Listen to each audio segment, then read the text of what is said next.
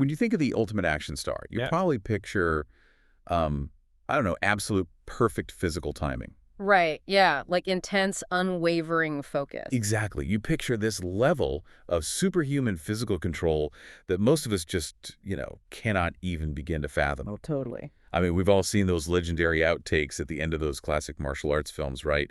Where the star tries a dangerous stunt 50, maybe 100 times to get it exactly flawlessly right. Yeah, falling off clocks, sliding down glass, it's wild. It really is. But what if the hardest battle he ever fought wasn't gravity or like complex stunt choreography? What if it was actually something happening entirely inside his own mind? That is a heavy thought. Okay, let's unpack this. Yeah. Because the contrast between an invincible, globally recognized public persona and a newly revealed, lifelong internal struggle, it just completely shatters how we understand success and focus. It really does. And what's fascinating here is that this isn't just, some retrospective look at a career. It's a real-time revelation about human endurance. We are looking at a brief, recently published news excerpt from WOW Korea, and it details a confession from the 71-year-old action legend, Jackie Chan. Just incredible. Right. And for the very first time in his life, he has publicly shared that he has battled attention deficit hyperactivity disorder ADHD since childhood. Wow. Yeah. This is a profound case study in late-in life self-acceptance and really the deeply hidden, often just exhausting burdens of neurodivergence. I really want to jump straight into the timeline here because the sheer math of it is just staggering to me. Oh, the 71 years. Yes, he is 71 years old. He has carried this reality, this fundamentally different way of processing the world, as a complete secret since childhood. Yeah, that's a lifetime. It is. I mean, think about the cognitive dissonance of that. Waking up every day for 7 decades, feeling out of step. Well, to really grasp the weight of that, I think we have to look at the historical context. Right, what it was like back then. Exactly. When he was a child in the 1950s and early 1960s, ADHD wasn't something teachers or parents really had a vocabulary for. Right. They weren't exactly handing out diagnoses. Not at all. The diagnostic criteria we use today, the understanding of dopamine deficiencies and executive dysfunction, none of that existed in the mainstream, let alone in the extremely rigorous training environments where he was growing up. So true. A child experiencing profound internal restlessness or difficulty regulating attention or severe impulsivity, they weren't seen as neurodivergent. They were just the bad kid. Right. Exactly. They were usually labeled as lazy, undisciplined, or just a problem child. Man, that completely shifts how you view yourself. It actually reminds me of a concept in gaming. Oh, how so? Well, imagine you've been playing this highly competitive, incredibly fast-paced video game on hard mode your entire life. Okay, I like this. Right. So you're taking more damage, the enemies are faster, the resources are scarce. But because you've never known anything else, you just assume everyone else is playing on the exact same difficulty setting. Wow. You look around, and you see other people seemingly breezing through the levels, and you internalize that struggle as a personal failure. Because you think the baseline is the same for everyone. Exactly. You think I must just be weaker or less capable or I'm just not trying hard enough. And then, only at age 71, after you've basically beaten the game and become an absolute legend, someone finally taps you on the shoulder and says, hey, everyone else was playing on normal, right? That is a phenomenal way to conceptualize undiagnosed neurodivergence. It really is. This just sounds so exhausting. It is. The baseline energy expenditure just to exist and function in a neurotypical world is astronomically higher. You are constantly burning extra fuel just to keep pace with the perceived normal. Right, just to look like everyone else. Yes. And when you lack the vocabulary to explain why it's so hard, the only logical conclusion a child can draw is a deep, really painful sense of personal inadequacy. That isolation is profound. But wait, I'm struggling with a contradiction here, and I think a lot of listeners might be too. Okay, what's the contradiction? Well, when we talk about ADHD, the common cultural understanding, or I guess misunderstanding, is that it's an inability to focus. It's distractions, it's a short attention span. That's definitely the stereotype, yeah. But we are talking about a man whose entire career is built on memorizing incredibly complex, like 10-minute-long martial arts choreography. Right. He hits his marks flawlessly while dodging literal explosions. How does a brain with ADHD manage that level of intense, sustained concentration? I mean, that seems physically impossible without natural focus. I'm so glad you brought this up, because that is exactly the paradox of ADHD, and it's why the condition is so often misunderstood. Okay, break that down for me. Well, ADHD isn't actually a deficit of attention. It's a deficit of attention regulation. Regulation. Yeah. Meaning you can't control where it goes. Precisely. The brain's reward system, specifically regarding dopamine, functions very differently. So mundane, everyday tasks become agonizingly difficult to focus on because they don't provide enough stimulation. Ah, okay. The brain is bored. Exactly. However, if an ADHD brain is highly stimulated by extreme interest, high pressure, or, say, genuine physical danger, it can enter a state of hyperfocus. Wait, so the danger is actually the medicine? In a sense, yes, it really is. That is wild. Think about it. High stakes, physically dangerous stunts provide a massive immediate hit of adrenaline and dopamine. Right, you can't be bored when you're jumping between buildings. Exactly. In that life or death moment, the static of the ADHD brain suddenly clears. The sheer intensity of a chaotic movie set, the pressure of 100 crew members watching you, the literal physical risk, those aren't distractions. They're anchors. Yes. For neurodivergent brain-seeking stimulation, those extreme conditions might be the only time they feel perfectly sharply aligned. That's essentially his ultimate workplace workaround. Okay, that makes so much sense now. Yeah. But man, it also sounds utterly exhausting as a long-term survival strategy. Oh, absolutely unsustainable. Because you can't live your entire life dangling from a helicopter just to feel focused. No, you can't. Which brings us to arguably the most striking, visceral quote from this entire revelation. When explaining how he coped with his condition over his career, he said, and I quote, "I have constantly whipped myself." The language there is incredibly deliberate and really, really heavy. It is. I have constantly whipped myself. He isn't talking about physical training there. He's using a violent, punitive metaphor to describe his own internal psychological ecosystem. So what does this all mean? If we strip away the medical terminology, words like executive dysfunction, what does this whipping actually look like on a daily basis for someone surviving in a high-pressure environment? Well, let's use an analogy. Okay. Think of the brain as a massive, complex symphony orchestra. You have all these brilliant, talented musicians, creativity, physical coordination, spatial awareness, humor. Got it. Beautiful music waiting to happen. Right. Now, in a neurotypical brain, there is a conductor standing at the front. And they're smoothly directing who plays when, managing the volume, keeping the tempo, and telling the brass section, hey, wait your turn. Sounds peaceful. In an ADHD brain, the musicians are just as talented, perhaps even more so in certain sections, but the conductor is absent. Oh, wow. Or the conductor is wildly unpredictable, like hyper-focusing on the first violinist while the percussion section is literally setting their drums on fire in the back. That is such a vivid image. Yeah. And kind of terrifying if you're the one in charge of the orchestra. Exactly. So to survive in a fiercely demanding industry where timing is literally a matter of life and death on set, you can't just wait around hoping the conductor eventually shows up to work. You have to step in. You have to step in and become your own brutal taskmaster. Right. That is the whip. Yeah. It is the immense, exhausting, continuous mental effort required to force an uncooperative brain to stay on track. It's an internal monologue that never, ever stops shouting, pay attention, stop fidgeting, remember the sequence, work harder, don't mess up. It's achieving focus not through a natural flow state, but through, forced compliance. Yes, sheer grueling willpower. It almost sounds like the psychological equivalent of trying to hold water in your bare hands. Yeah. Oh, that's a good way to put it. Like, you can do it, but you have to squeeze your fingers together so tightly with so much tension. And the second you relax your muscles, even a fraction of an inch, the water just slips right through. And imagine holding that tension for 70 years. That constant, agonizing tension. That's the whip. And what's so wild to me is the duality of this specific man's life. The contrast is huge, isn't it? It's unbelievable. He is famous globally for taking actual brutal physical beatings on camera. Broken bones, concussions, massive falls. We've all winced watching his stunts. We all know the blooper reels. Right. Yet he is admitting here that the most relentless, painful beating he ever took wasn't from a prop or a co-star or a stunt gone wrong. It was the psychological discipline he inflicted on himself inside his own head every single day. If we connect this to the bigger picture, we are really talking about the devastating cost of masking. Masking. Yeah. I've heard that term a lot lately. Yeah, masking is a term deeply resonant within the neurodivergent community today. It describes the conscious, or sometimes subconscious, suppression of natural neurodivergent traits in order to appear neurotypical and meet societal expectations. Basically, acting like everyone else so you don't stand out. Exactly. And the whipping he describes is the ultimate extreme form of masking through overcompensation. To be a flawless action star, he couldn't just rely on his natural rhythms. He had to aggressively, punishingly override his own neurology. That sounds draining. The daily energetic cost required to do that, decade after decade, is almost incalculable.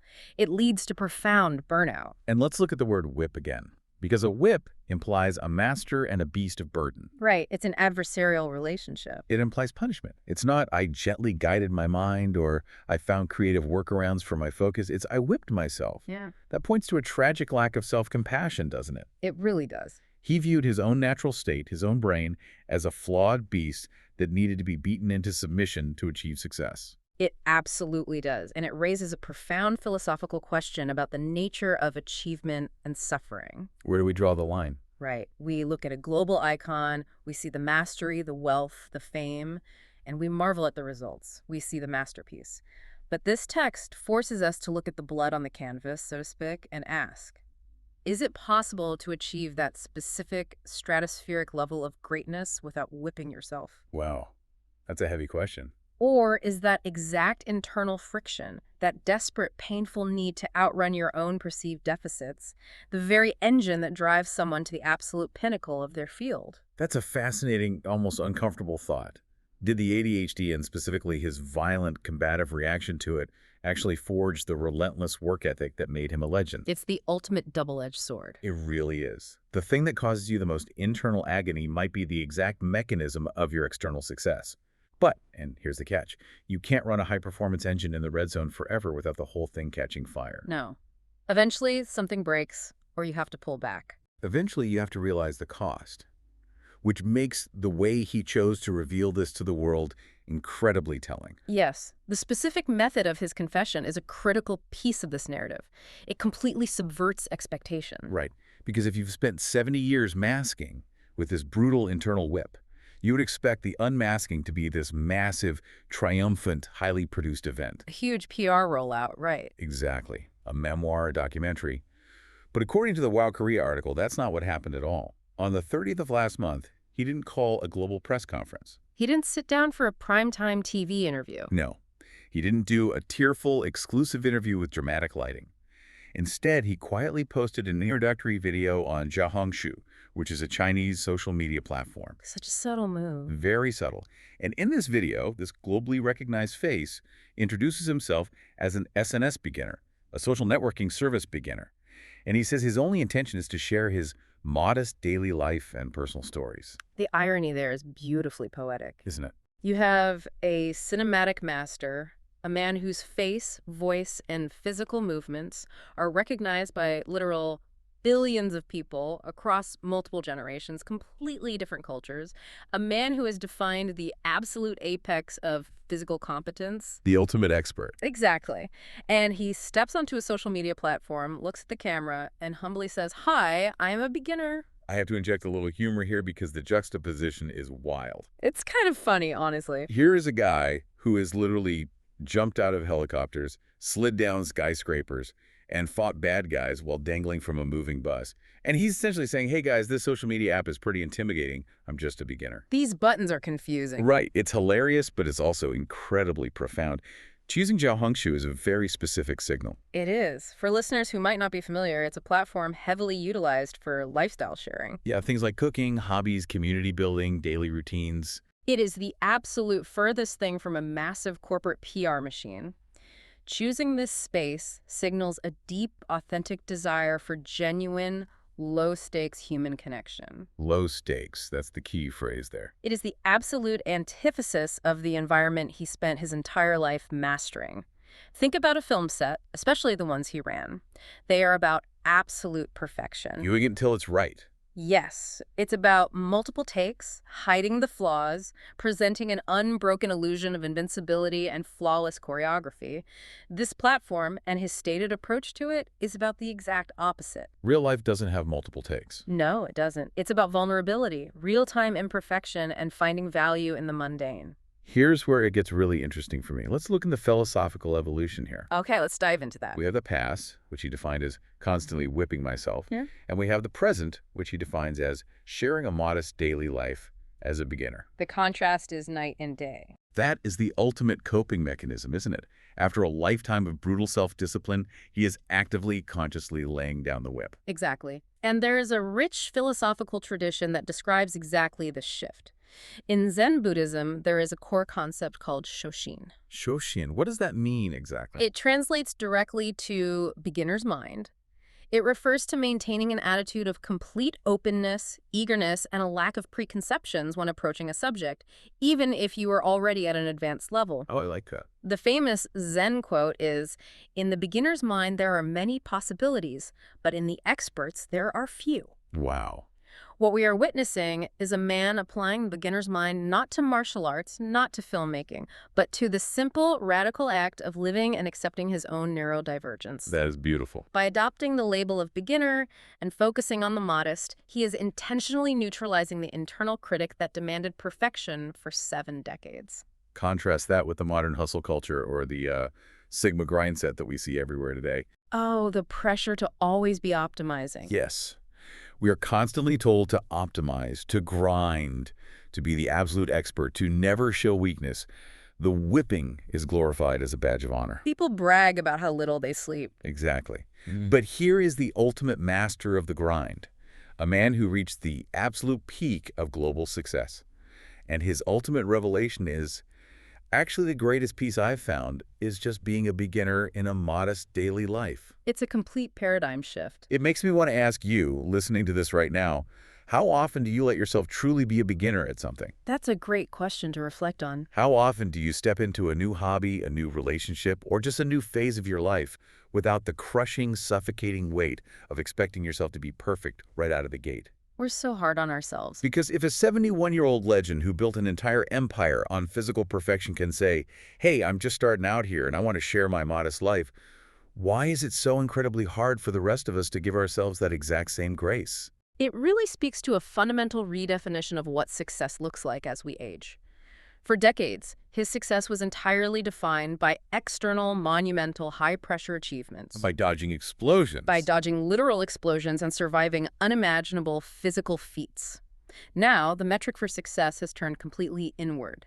He's finding value, and more importantly, peace, in the small, unchoreographed, everyday moments. And that's so necessary. This is a vital, concrete coping strategy for anyone dealing with the exhaustion of masking or the chronic fatigue of an overactive, demanding brain. You have to find spaces in your life where you don't have to perform. You find solace in the simple and the quiet. It's an evolution of self-acceptance. When we're young, our identity is so often tied to what we can conquer, what we can overcome, and how relentlessly we can push ourselves. We want to prove ourselves to the world. But as we see through this confession, true self-acceptance might actually look a lot like surrender. And I don't mean giving up, I mean surrendering the exhausting need to constantly fight a war against your own nature. That is a crucial, vital distinction. Laying down the whip is not resignation. It is a profound act of self-compassion. Yes, self-compassion. It's about changing the fundamental relationship you have with your own mind. Instead of an adversarial relationship where the ADHD brain is viewed as a wild, broken animal that must be beaten into submission, it becomes a relationship of accommodation, understanding, and radical acceptance. You work with it, not against it. Exactly. By sharing his story now, in this incredibly modest, low-stakes format, he is finally accommodating his authentic self. He's finally telling the chaotic orchestra in his mind, you know what, just play whatever music you want today. The conductor is taking the day off, and nobody is going to scream at you. That's perfect. And by doing so publicly, he is providing immense, unquantifiable validation to millions of people. Think of all the people who will hear this and feel seen. Think of the adults listening who were diagnosed late in life, or those who are still struggling silently with the shame of executive dysfunction. Seeing someone who appeared to have absolute, almost superhuman mastery over his physical self, admit that his internal world was actually a constant, exhausting struggle, it completely shatters the illusion that external success equals internal peace.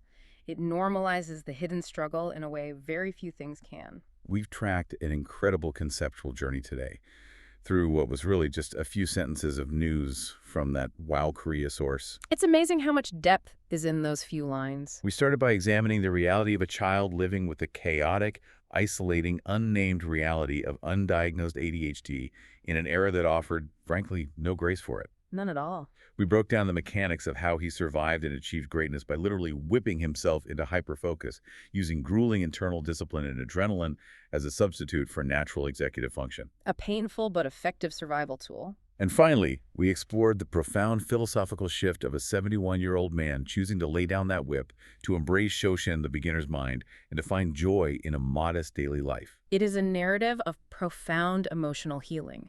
It serves as a powerful reminder that the personas we see in the world, no matter how iconic, flawless, or seemingly invincible, are always just the surface. Everyone is carrying invisible weight. Everyone. We all have internal battles that the outside world never sees, and we all rely on coping mechanisms that eventually cost us dearly. And we all have a choice about when to let those mechanisms go. This raises an important question. Let's hear it. If a global icon can spend 71 years secretly whipping himself to meet the world's impossible expectations before finally giving himself the grace to just be a beginner sharing a modest life, what internal whip are you still holding on to? What impossible standard are you using to punish your own mind? And do you really need to wait until you're 71 years old to finally put it down? Thank you so much for exploring this deep dive with us today. Take care of yourselves, maybe put the whip down for the afternoon, and we'll catch you next time.